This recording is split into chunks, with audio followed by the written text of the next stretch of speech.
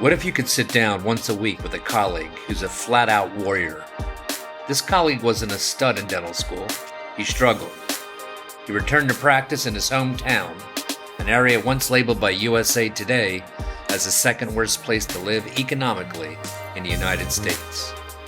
And this very same colleague went on to establish an historically successful general practice known worldwide. What if you knew someone that wanted to take you by the hand and show you everything you need to know, from treatment planning to leadership, to maximizing your journey in dentistry, or just life? You ready to be inspired? Welcome to the Lionhearted. Hi everyone, Dr. Steve Rasner here, and welcome back to the Lionhearted Dental Podcast. You're going to want to listen to this entire podcast because I have a lot of exciting things to share with you, and I'm not going to waste a lot of time on my rants. Not that that's a waste of time, but a lot of cool things are happening. So the first thing I want to do is some homework. I want to first thank you all for continuing to listen, particularly through the months of January and February when I was mentally half here and I didn't know it. And the reason I can say that is because I feel so astonishingly better lately. To be honest with you, I'm not as better physically as I am mentally, but I'm clear-headed for sure again. It took this long. It has been 4.5 months since I had surgery, and I don't know all that stuff that I took in the beginning and the anesthetic might have done to my head or combined with my history of COVID like many of you, but whatever's happening to me feels like electric is blowing off in a good place in my brain. And it's great news for you, because when I feel like this, my ideas are better. And when my ideas are better, I share them with you and they can parlay into your own individual success. So I'm pretty psyched. I'm sitting here with you right now on a Friday afternoon. This is what I do on my Fridays. I try to help my colleagues. So I got my coffee, my water, my Blue BioSky Sinus Crestal Lift kit. I have a course next weekend, and we're going to be doing 25 implant surgeries. Any of you in the United States that would ever like to attend and are thinking about it, which is part of the theme of this podcast, turning ideas into action, then you better act on it, because I already have 7 people signed up for the fall courses, and there's only 10 spots in each course. So if you know me by now, you know I don't bull you know what. I don't have to. It's not my style. So what I say is what I say. I could scale these courses, and I might, meaning maybe I'll have them more than 4 times a year. I'm trying to figure out how to do that without as much preparatory work, which is incredible. When I hang up from you in a few minutes, I still have more work to do for next weekend. Hey, I'm not complaining. I love doing it, or I wouldn't do it. I'm just trying to figure that out. One more thing I want to say to you. I don't think there's going to be a 2023 weekend live course, and I'm going to tell you why. I had something really exciting happen to me recently. I went to a convention that I didn't intend to go to. It was in Philadelphia. To be quite honest with you, it was called Dental Nachos, led by a guy named Dr. Paul Goodman. It's on Facebook. And I know Paul very well, and I know a lot of his members, and I like them. But not every group that's on Facebook is meant to be for you. You can't be a member of every group. But Paul has encouraged me for a long time, and that he'd wanted me to participate. And quite honestly, all he did was a live interview with me for 20 minutes in front of his crowd. You know, there was all kinds of other things going on, but it was like they brought me in for this, 20-minute interview and my opinion on things. It was, by the way, it was very first class and incredibly memorable. I did not expect it. But what was really the takeaway for me that I'm going to try to implore on you today is the networking that went on that I didn't think about when I went there. I thought about, because he didn't even tell me what he was going to interview me on. And I wasn't thinking about anything but doing that. And what really happened is I ended up meeting so many cool, fascinating, passionate people about dentistry. And it reminded me of the importance of networking if you want to reach the highest levels of whatever arena in dentistry you are interested in. I did it for years. I just completely forgot that that's what I used to do. And so I know you can hear it in my voice that I'm pretty excited.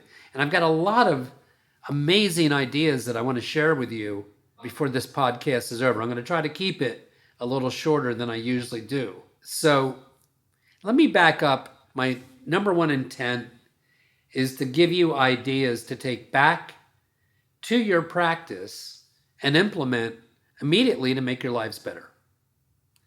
So one of the things that has been an epiphany lately, and I have shared this on the last few podcasts, is I'm coming out of my mental funk of my lumbar surgery back in December, and I'm having an awakening. And so one of the things I want to share with you that's having immediate returns for me, and I am positive it will have immediate returns for you. And I want to reiterate it again. First, I want to start with the power of an hour. And what I mean by that, and some of you may either already do this, or you used to do it and you stopped, and that's get up an hour earlier. And I'm not that guy, by the way. I'm not. I never understood dentists that start at 6 in the morning or 7 in the morning. You know what time I start? 9. And I have for 30 years, because why wouldn't I? I built my practice around my preferences. But that's fine. But when you get up early, for me, and I believe it's true for most of you, you get your best mental work done. There's no interference yet in the day. And I find it, I didn't realize it. I forgot how effective I am. And I know that you'll be effective for creative thinking, for goal planning. Listen to what I'm telling you. You've got to make some changes. You got to get out of this funk of horizontal non-growth professionally and maybe personally of your lives. It's too exciting to be on the other side of the fence doing stuff and getting it done. So when I was at this course last weekend, I really realized how you should put a meeting together in 2023 or 24 in today's day. And there are people out there. I did my own meetings 20 years ago, and I did everything from the menus for lunch, from the liquor ordering at the cocktail parties, to every aspect. Well, guess what? That's not how you do it. There are people that can do that better for you and help that can find the hotels, that can help find travel for you guys to get to me. And we're going to have breakout rooms and all kinds of cool, memorable, maybe not once in a lifetime, but maybe the best experience you've ever experienced in, did I just say the best experience you ever experienced? I think I did. In a continual educational format. I mean, you know what I'm like. I want to make it the best thing you've ever been a part of. And let's face it, lots of you want to bring your teams, as you should. Well, the team doesn't necessarily have to hear everything some of the doctors want to hear. But you need to hear it from credible people that I have confidence in, that can change the culture of the departments that make up your office. Whether that department's made up of one person as a front desk team member, or whether you have 5 at the front desk team member, whether you have 1 office or 7. I have to be able to impact all the departments. So I really have met some people that are going to help me. I even may have a MC present that lots of you, I think, will know. And we're going to have a party at night. We're going to work our butts off during the 2 or 3 days we're there. And we're going to have a lot of fun at night. Dancing and cocktail hours and non-alcoholic drinks, if that's what you want.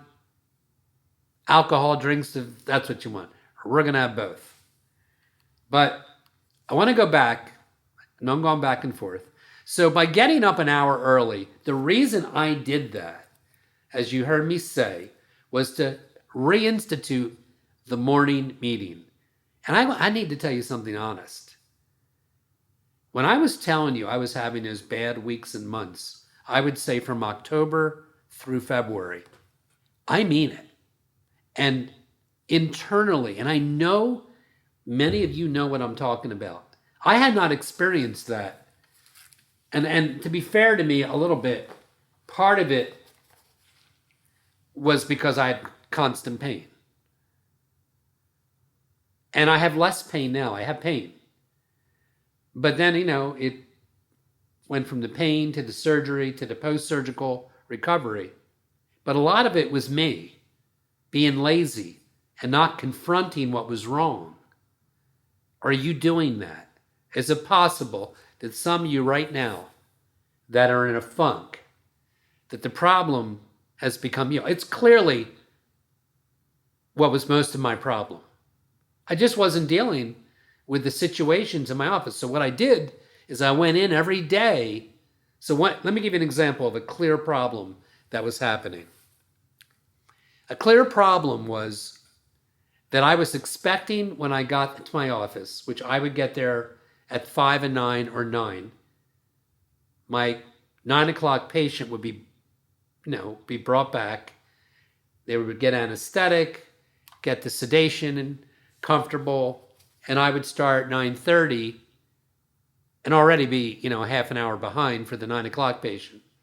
Because do you take that into consideration? Those of us that sedate, you need to bring the sedation patient in, and the long case patients that need lots of anesthetic, not a DO filling on a first premolar. I mean, a big case. You need to bring them in a half an hour before the appointment, for starters. But forget all that. I was coming in as if a minute before they threw the first pitch or had the kickoff at a football game. You can't. And I knew better. You know what? I think I just let it go. I think I just was doing well enough. I don't know. I can't explain it.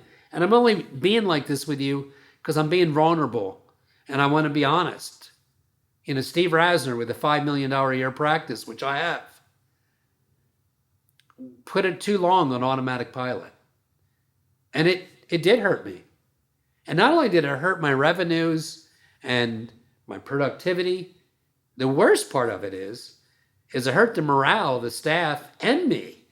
So I would walk in, and somehow what happened is by like 9:10, and I would be drinking coffee like I'm doing now,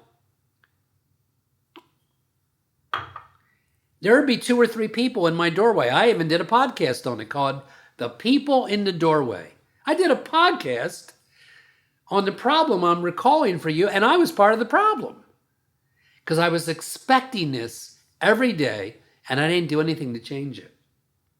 And I remember talking to Michelle, my office manager, saying, how did it get like this? What happened? And, nobody could figure it out. And finally, I realized that it started. So first, here's what I did. I said, well, what is it that makes me have such agita on so many of these days? And the answer was clear. It was unexpected landmines in my office. And then as a result of the landmine that I stepped on, I had a shortage of time and I had pressure on myself now because of that. So I went back and I installed, as you know, the morning meeting, which meant I only had to get up a half an hour earlier, but the half an hour earlier led to an hour earlier. And to be honest with you, everything is better when you have an extra hour of time in the morning. You don't hit traffic as much. Look, you're either in business to function at the very top or you're mediocre. Which one you want to choose? Because you know which one I want you to choose. Are you willing to do this or not? I'm serious. And I'm talking to, right now, dental associates who maybe don't own the practice. You're just an associate, and maybe that's where you're going to ride indefinitely. Well, why wouldn't you do the same thing? You should have your own meeting if your doctor doesn't instill it, because the benefits of the meeting proliferate. I didn't even remember what happens, because once you get into it, like you do anything else in life, you get better at it. So here's what I realized. Because in the beginning of me reinstituting the morning meeting, not everything got better right away. It was a little better, and now it's really getting better. And I want to tell you, I can see it. I can palpate it in my staff, my team. My days are better. Here's one of the things I discovered. I said to my team, what is it? And I'm going to tell you something. When I get into morning meetings, so it's 9:15, they are there 9:15 sharp. They can't come in, and you cannot be okay with them coming in at 8:46 or 7. It's the one thing that has to be done right on time. Okay. And I said to them, so I start by saying, listen, I want to remind you why we're doing this. We're doing this because we've all felt what I felt, stress and being unfulfilled for the last several months. It wasn't like it used to be. And I want that back like you do. I actually said this to them. I don't know where this fits in, but it shows you how vulnerable I am and how open I am.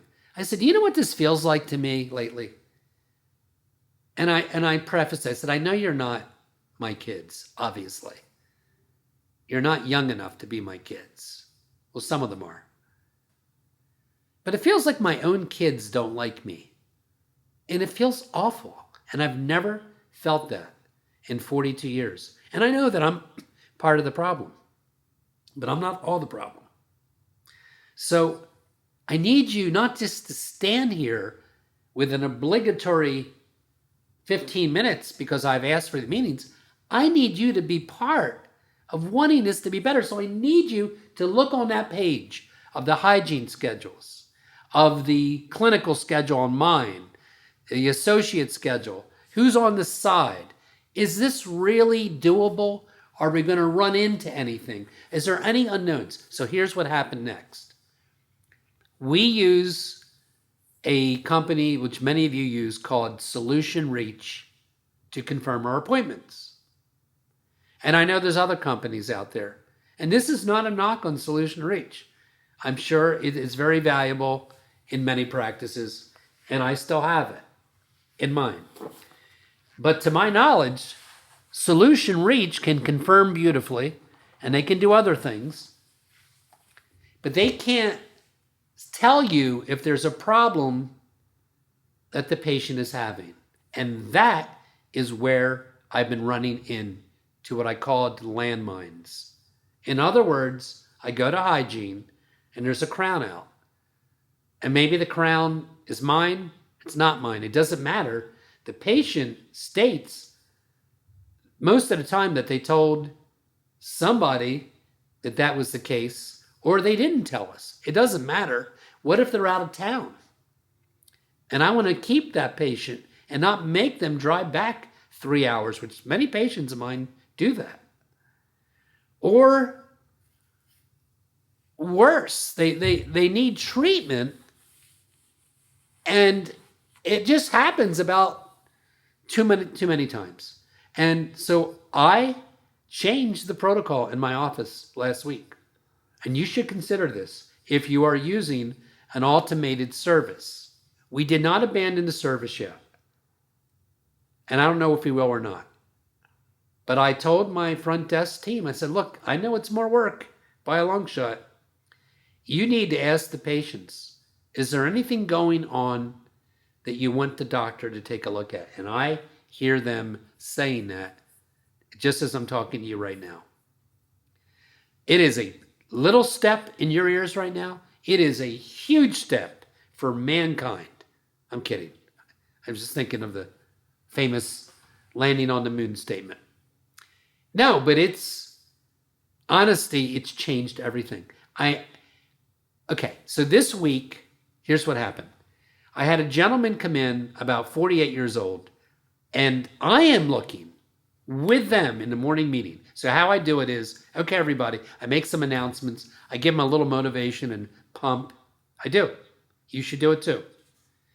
Okay, let's earn our stripes. Let's take another step towards a fee-for-service practice. I'm already a fee-for-service practice. Let's take another step on being the best dental office these patients ever step foot in today. People like that kind of talk. And let's look at hygiene first. When I did that with them, 2 hygiene schedules.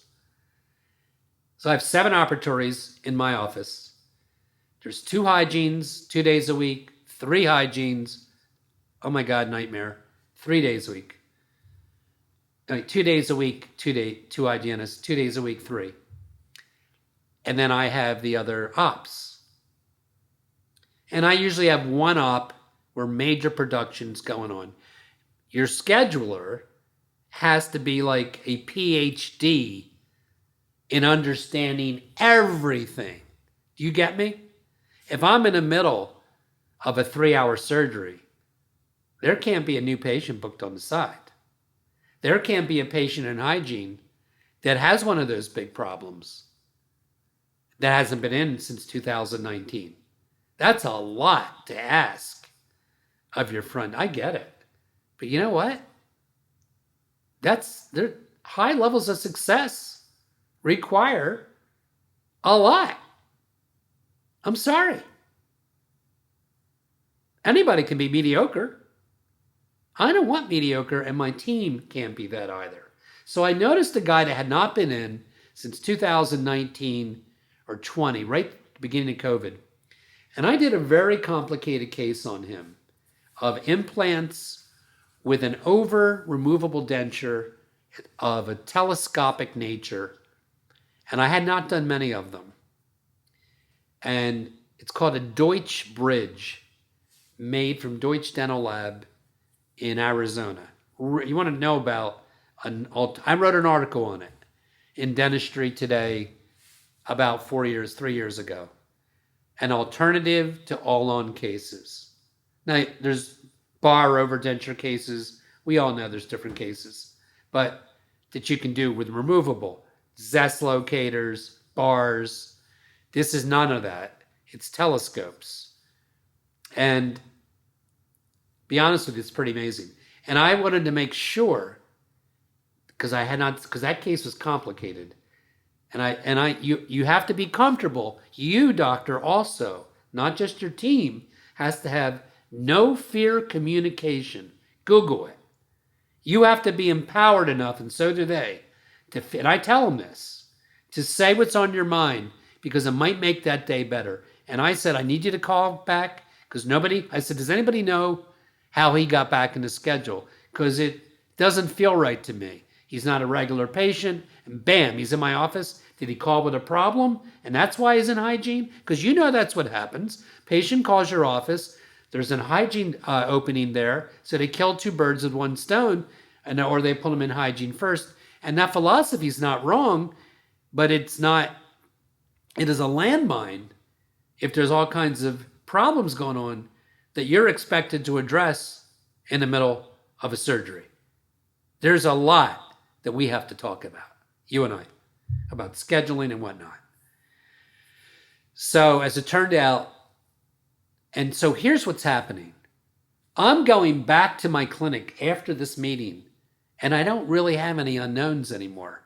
If there is an unknown, if something happened because I demanded that they call the patient and get clarification on, sometimes there's a patient in my schedule that it's not clear why they're there. It says consult. I say consult on what? And granted, most of the time, the notes are in the medical notes and there's an answer. Sometimes there's not. That's not happening. Nobody's coming in that I don't know what's going on. And sometimes I will have them rescheduled. I will. Mistakes happen. Okay. So I have gone back to having my front desk team literally make confirmation calls and ask that question. By the way, one of the best things you could ever do to build your practice is follow-up calls. And quite honestly, if you're early in your career, the doctor should make most of the serious ones. Big surgeries, a cosmetic case you did. But as time goes on and you evolve as an organization, you don't have to make all the calls, but you do need somebody that doesn't make a robot-type call, somebody that's passionate from your office, that has key words in their mouth, that can say things like, oh, I know this is Charday from Dr. Rasner's office. I know he put in that bridge that we worked on so long, or the implant case, or whatever it was. We want to know how you're doing. And we make that call maybe 3 days after the insert and a week after that. Do you have a system in place for that? So let me do this because I told you I would keep this short and I'm at 27 minutes. I also want you to write down the words, I will stop procrastinating. There's a lot of ways. If you Google famous quotes on procrastination, you'll see cute little sayings like, someday is not a day of the week. It's very cute, catchy. If we wait for the moment when everything's okay, then we'll never begin. Another cute one. I have one. You want to be successful? You got to get shit done. Okay? You got to quit feeling sorry for yourself. You chose dentistry. There is a chance that if you don't like it as much as you thought you did, maybe you haven't put enough into it.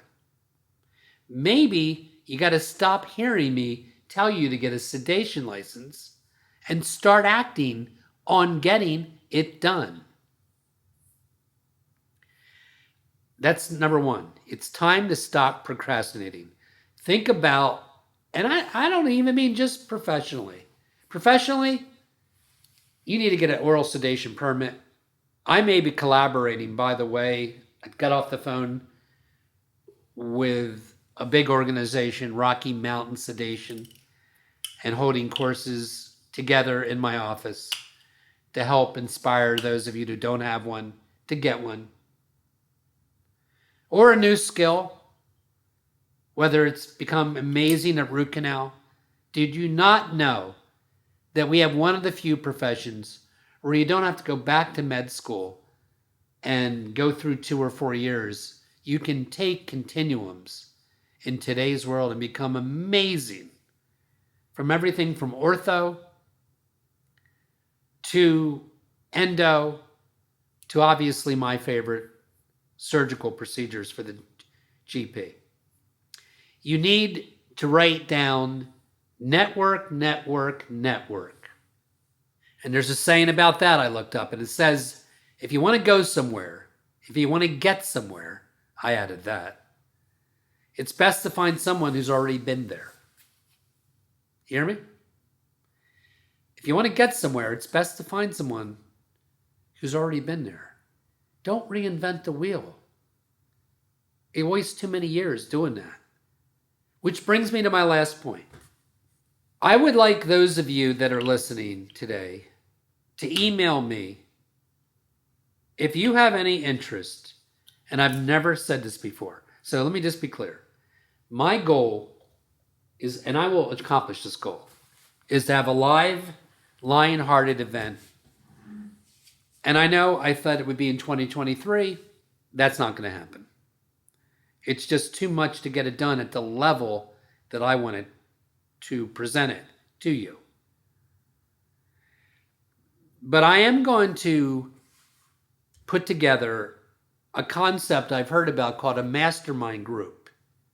A mastermind group where, look, I can't have thousands of you in the mastermind. I could have subgroups. And the mastermind group will have subgroups like people that want to join that are strictly focused on advancing their surgical skills. And you will be open to a set amount of time with me alone, an hour per month, and some other things that go with that as well. And we could do the same thing or mix it with the business skills. You really want to change, I can make that happen. Remember, I've told you the story that I had a prosthodontist from Alabama, and a talented surgeon would come down to my office in southern New Jersey, and he would teach me surgical skills. And in return, I would take him out to dinner, and during dinner, I would tell him what to do business-wise. And I took his practice from 700 to 2.7 million. And he was 68 when I met him. And I never stepped foot in his office. I know how to do it. And this could be gigantic. It could be big. Let me be clear. You would pay for that. And let me be second clear. Not everybody is a candidate. Because I know I would need to know by talking to you whether it would be worth your while and time or mine. And I'm in the very early stages of this. Is separate from a live group. I'm at a stage in my career where I believe I can do this very profoundly. And what I'm doing right this second is gauging the interest. So we would meet, and it would be a year contract with me, of which I don't know yet what I would expect or demand. And you don't have to do it. I'm pretty fine the way I am. But if there's I get a lot of you that reach out to me, and I spend hours per week whenever I can. And sometimes I understand. I don't even get back to you. It's not intentional. It's just I get lost in a disorganization that I don't have an actual program. Well, this would be an actual program. So I'm just putting it out there for the first time. You would send me your email. You would say, I would be interested in that. It does not mean you don't know anything yet. There's no commitment, obviously, at this point. And we would have to talk it out a little bit to see if it was a good fit. And it'd be fine if it wasn't. You could just go on the way you're going on right now. Even if you don't do that, you got to commit to the other things I've told you to do. You might need a push, a monthly push from somebody like me to get you where you need to be. And I'm not the only one that can do that for you, but I am another one that intends to be that person. So that's all I have for this week. I thank you guys for staying here and being loyal and all the cool, nice people I get to meet through the Lionhearted podcast. I'll see you next week. Have a great week. See you then.